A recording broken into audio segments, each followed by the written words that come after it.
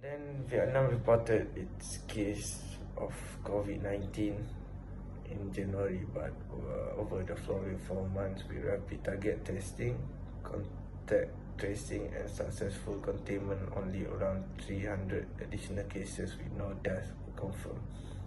This country learned to be flexible fast and new transmission occurred, establishing quick lockdown measures targeted at key groups such as Singapore schools or South Korea's nightclubs and religious centers.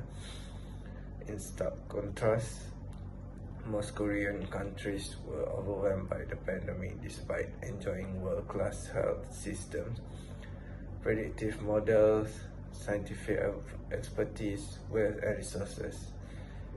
And then lastly, Asia may have suffered first from coronavirus, but there is no first mover advantage in dealing with a pandemic. The more resilient a society, the better place it is to cope with a variety of risks and challenges. But to become resilient, in a society needs to have faced setbacks and learn from them. And to remain resilient, it needs to stay aware of its own vulnerabilities and avoid complacency. Alright, thank you, that's all. So, for the content number 2 is about the building inclusive leaders. As the coronavirus pandemic all around us, stress, uncertainty, and fear is probably present everywhere. At a time when we need to be close together, we are hunkering down in our homes apart. And this doesn't just have a personal impact now.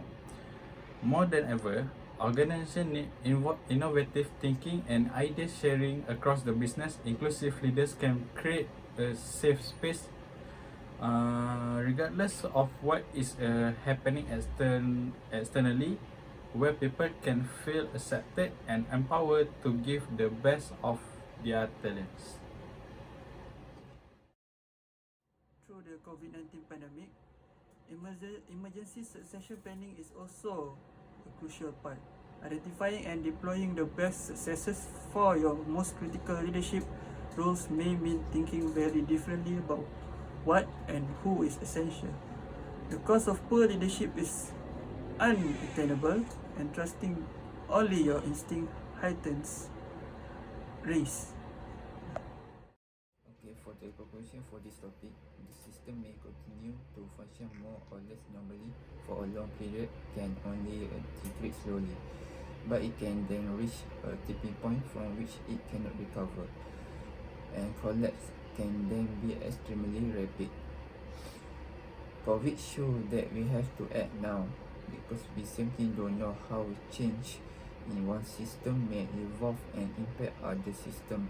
In this case, how a mutation in a virus could cripple the world economy,